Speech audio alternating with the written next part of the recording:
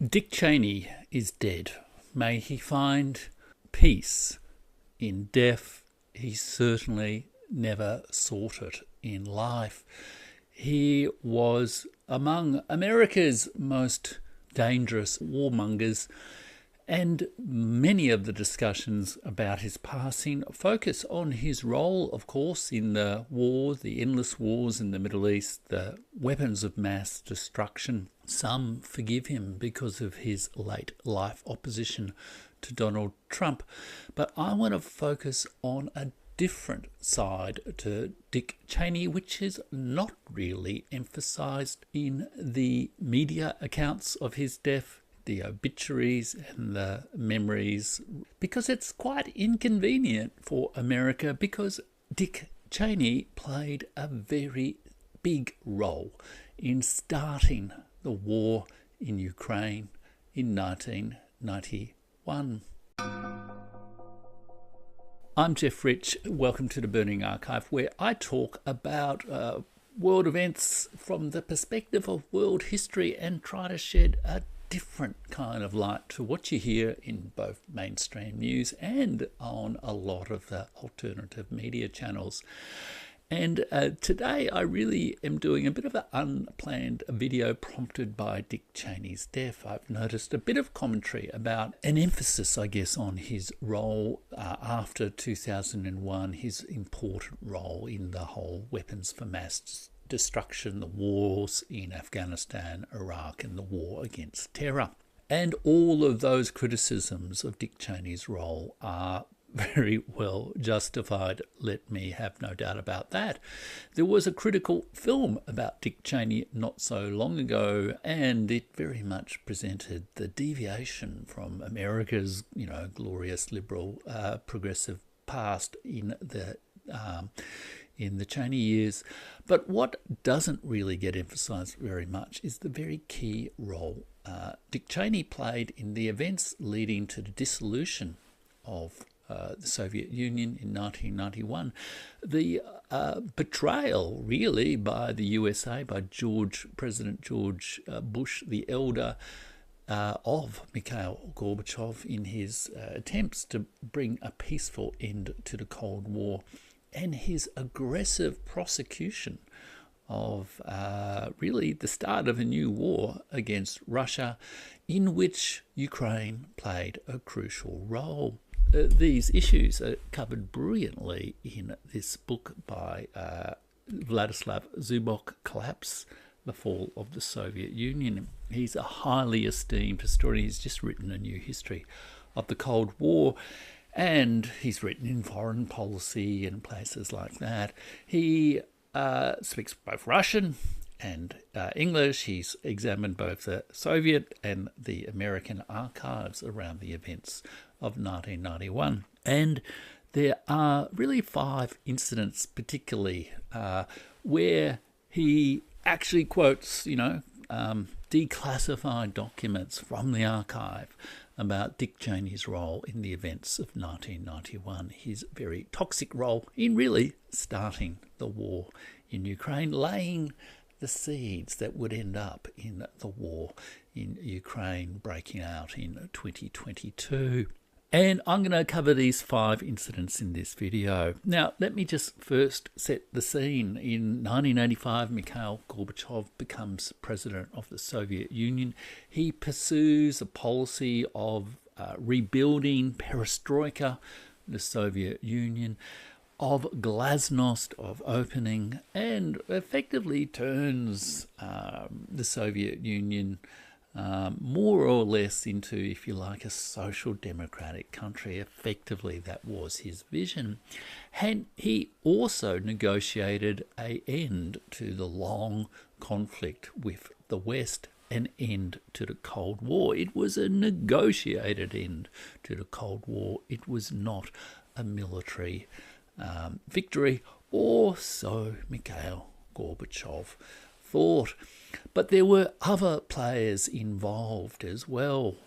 There was the initial negotiations between Gorbachev were with Ronald Reagan, but George Bush Sr. became President of the United States towards the latter period of Mikhail Gorbachev's presidency. And it was really with George Bush Sr. that Mikhail Gorbachev had to navigate the complex policies of dealing with the consequences of the reform of the Soviet Union for both international diplomacy, internal political cohesion, and economic survival in the Soviet Union.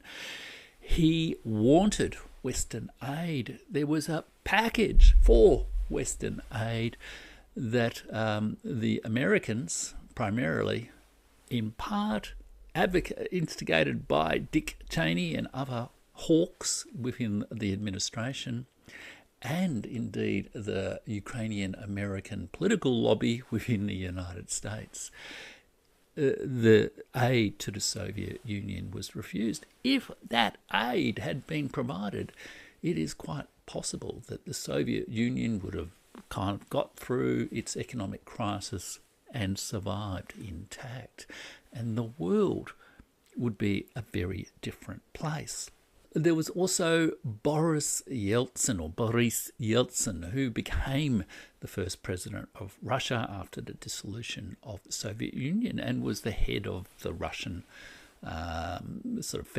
Russian state within the Russian Republic within the Soviet Union during the critical events. And Yeltsin very much was sought to undermine Gorbachev and played with the head of the president of the Ukrainian Republic, Kravchuk, to that end. And guess who was playing a pretty active role in encouraging this difficult situation to lead to the disintegration and military defeat, if you like, of the Soviet Union? Yes, Dick Cheney. And in doing so, he actively opposed, if you like, the more cautious and more peaceful instincts of President Bush Sr. And I want to just refer to some of these specific references in the book to highlight that. Cheney was an ideologue. He perceived, he viewed Gorbachev as a fake, that the Soviet Union and communism were evil, and it was articulated in those kind of extreme Cold Warrior terms. But behind that was also a brutal search for power, the kind of brutal search for power that was then further elaborated in the Middle East in the 2000s. This was not really the approach of President George Bush, the senior or the elder. He was he actually said, recorded on his little tape recorder into his personal diary at one point during the events, while people like Cheney were advocating destabilization and disintegration, breakup of the Soviet Union. He actually said that he took the view that you dance with who is on the dance floor. You don't encourage destabilization. You don't play footsies with Boris Yeltsin and the Ukrainian president to undermine the president of the Soviet Union. But that was not Dick Cheney's approach, and as we know, ultimately Dick Cheney's approach prevailed. So let me give you the sort of evidence behind this from Vladislav Zubok's book, and if it's okay with you, I'll just read a couple of key paragraphs from the book to emphasize this. So we are now in June 1991. It's before the coup. There was a coup against Gorbachev in August 1991, which really accelerated the disintegration and the sort of the revolt of the barons, if you like, of Yeltsin and Kravchuk and the other, the Belarusian Republic as well. But in June 1991, the White House is conferring on the Soviet Union in the Situation Room of the White House. James Baker, the Secretary of State, the one who promised to Gorbachev not to move NATO one inch eastward from Berlin, he and the State Department advocated respect for and engagement with Gorbachev. And they argued that a preservation of a reformed and federated Soviet Union with a common economic space would not clash with American security interests. Dick Cheney, and here I'm quoting, Dick Cheney and his Pentagon aides welcomed the breakup of the Soviet Empire. How many times since have we heard that? And argued that Gorbachev should be pressed to abandon the Soviet client states in Cuba and Afghanistan, reduce the USSR's nuclear armaments, and start dismantling the military-industrial complex. He wanted to demilitarize the Soviet Union. If I can quote one of the aims of the special military operation. And the Treasury Secretary similarly argued a similar kind of thing. Indeed, the Treasury Secretary, what was his name? Nicholas Brady? I think it was Nicholas Brady. Yes, Nicholas Brady actually explicitly said that they should not give the Soviet Union the aid that they're asking for. It would be an absolute disaster, he said. And Zubok says here, at the same time, Brady, with rare candour, articulated the American strategic priority. What is involved is changing Soviet society so that it can't afford a defence system. If the Soviets go to a market system, then they can afford a large defence establishment. A real reform program would turn them into a third-rate power, which is what we want. There we go. That was Nicholas Brady, but it was also very much the view, except Dick Cheney was the more muscular and military version of the same argument. Okay, let's skip ahead then to September 1991, which is after the coup in Russia, and which was a terrible event destroyed Gorbachev's authority, I guess. But just before that, before September 1991, President George Bush the Elder I can never quite remember what, H.W. Bush, I think it is, he went to Ukraine and gave a speech in the Ukrainian Rada, which was mocked as the Chicken Kiev speech, in which he openly argued it was a mistake to break up the Soviet Union.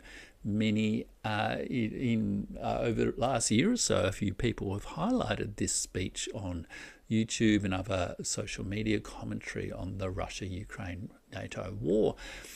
And it was a foresightful speech. But it was not a speech that Dick Cheney agreed with. And it was occurring amidst revolt in the Baltic states, proposals for a recognition vote for Ukrainian independence, and a whole series of issues.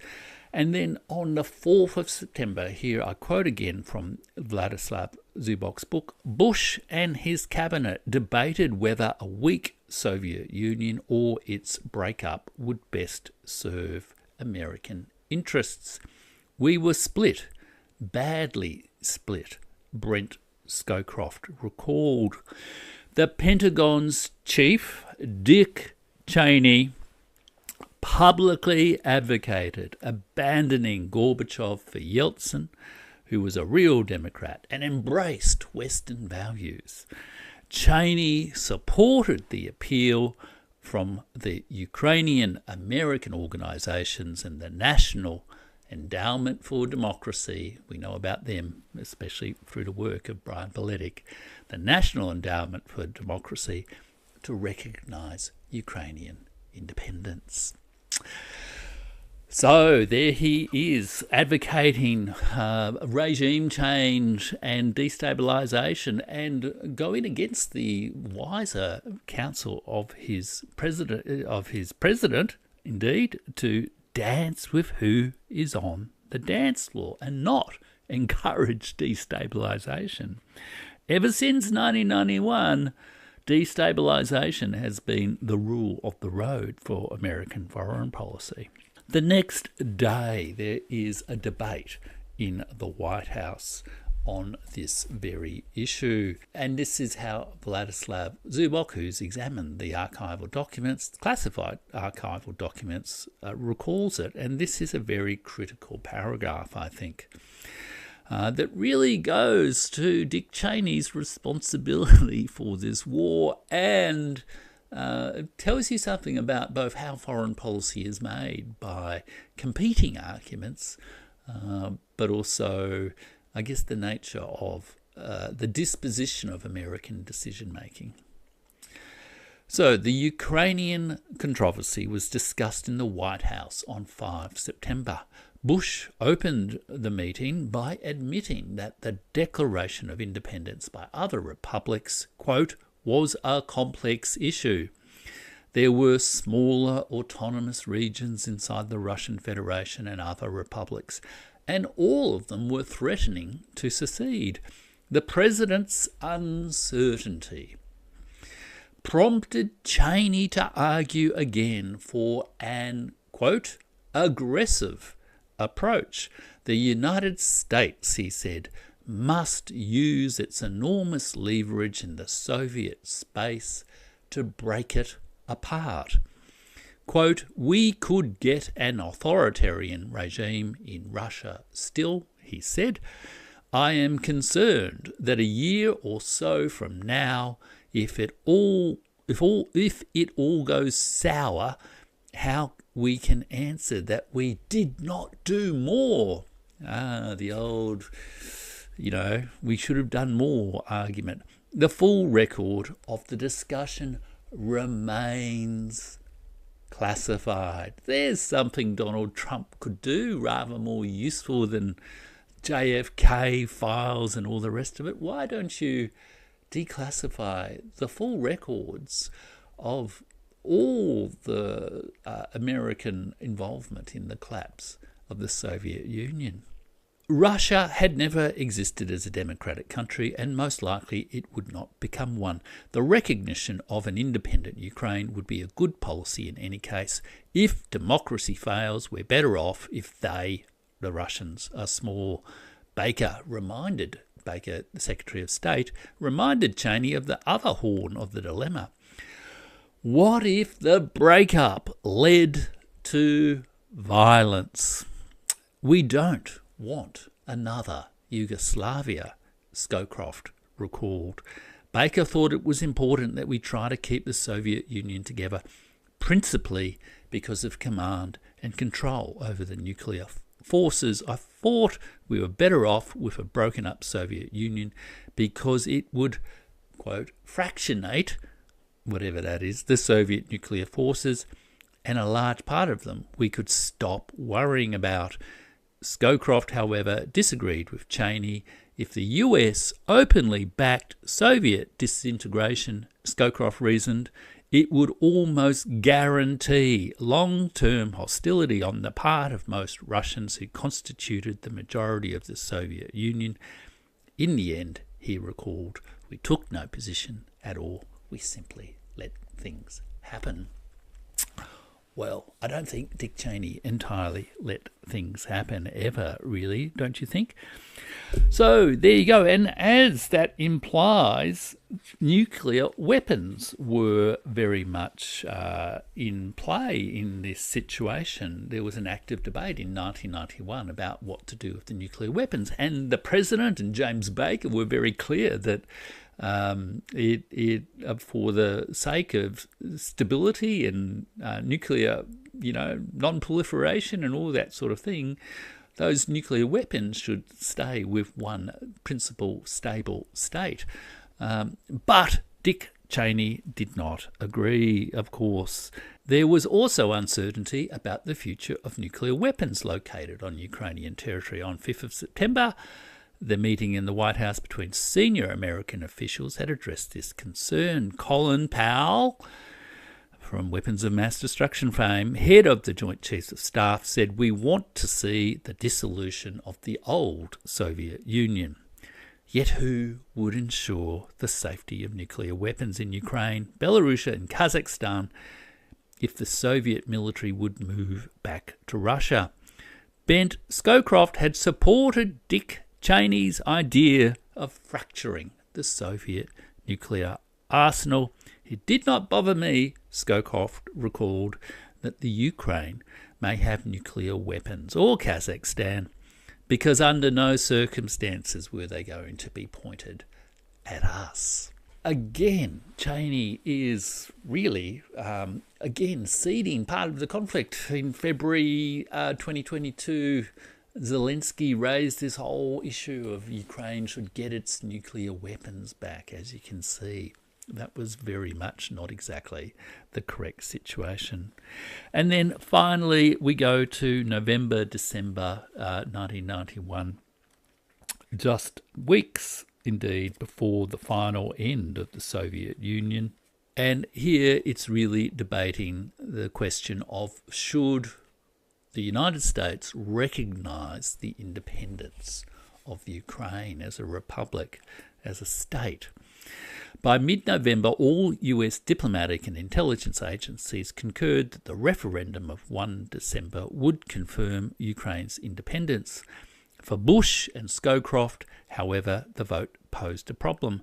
Ukraine's voters, quote, "almost certainly would vote for sovereignty," recalled Scowcroft, "but not necessarily independent from the Soviet Union. What became clear to me was that Boris Yeltsin, who should really be blamed much more for the breakup of the Soviet Union and the disaster of the 1990s than Mikhail Gorbachev, in my opinion, but Yeltsin was manoeuvring so that the Ukraine would be the proximate cause of the breakup of the Soviet Union.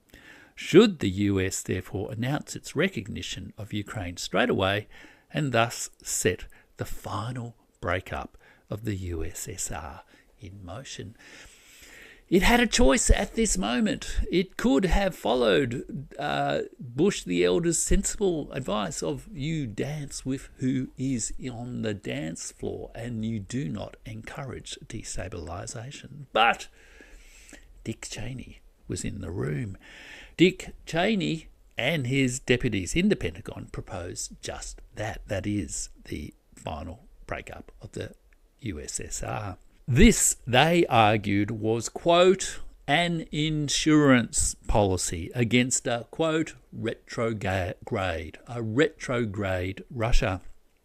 Without Ukraine's enormous resources, population and geography, a Pentagon official recalled, Russia, quote, would never become the threat posed by the Soviet Union. The Secretary of State, James Baker, however, continued to object.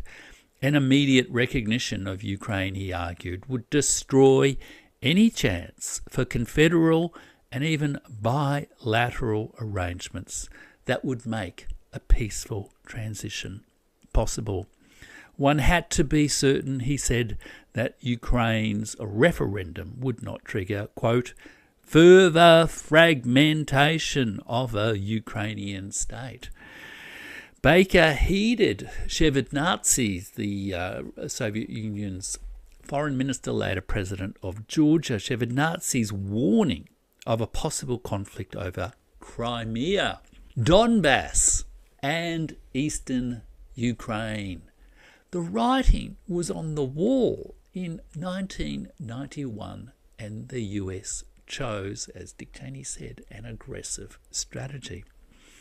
Scowcroft sympathised with Cheney's arguments, yet he continued to insist that the United States should maintain total neutrality on the Ukrainian referendum to avoid antagonising Russian nationalists.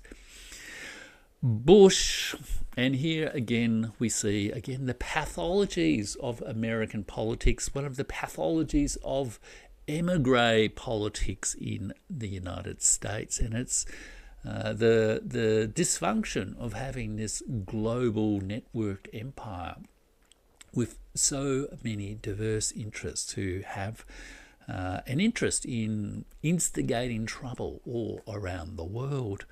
Bush was torn between loyalty to his friend Gorbachev and the need to appeal to his domestic audience. The Republican right held him responsible for raising taxes and the economic recession, and they ridiculed his Chicken Kiev approach to the Soviet collapse. Many in the US Congress had already forgotten about Gorbachev's Nobel Peace Prize and still considered him and his circle, quote, unreconstructed communists. With the referendum date quickly approaching, Bush and Scowcroft were forced to do something. On 25 November, at a meeting between the principals, the administration agreed that the United States would recognise Ukraine's independence, but only after a few weeks, in order to let Gorbachev and Yeltsin first make up their minds. US politics, however, caught up with Bush.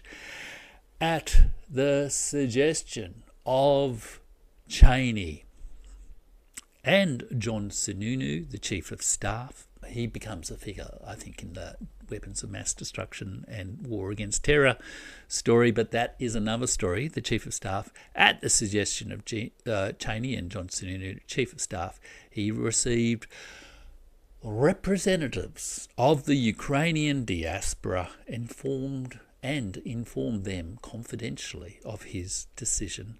The American Ukrainians immediately leaked the news to the press.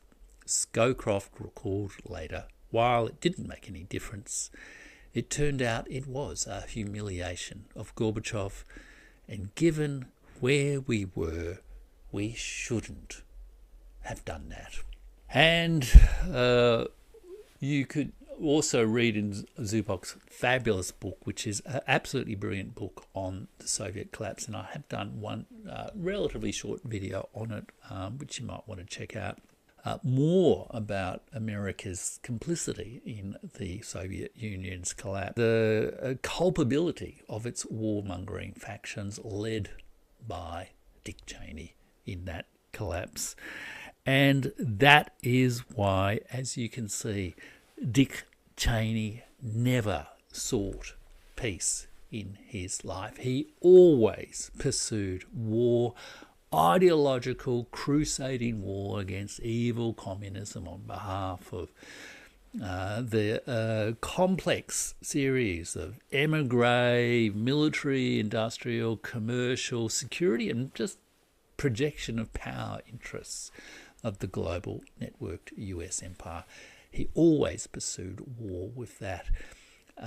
We should not just remember his tragic and terrible role in the wars in Afghanistan, Iraq, the Middle East, the global war on terror. We should also remember his key responsibility for starting America's war against Russia in Ukraine. Thanks for listening. I'll be back in a couple of days with the next in my series on the Ukraine endgame, looking at Russia. And do head over to jeffrich.substack.com where you can get more of my deep dives into history, especially if you become a paid subscriber. Bye now.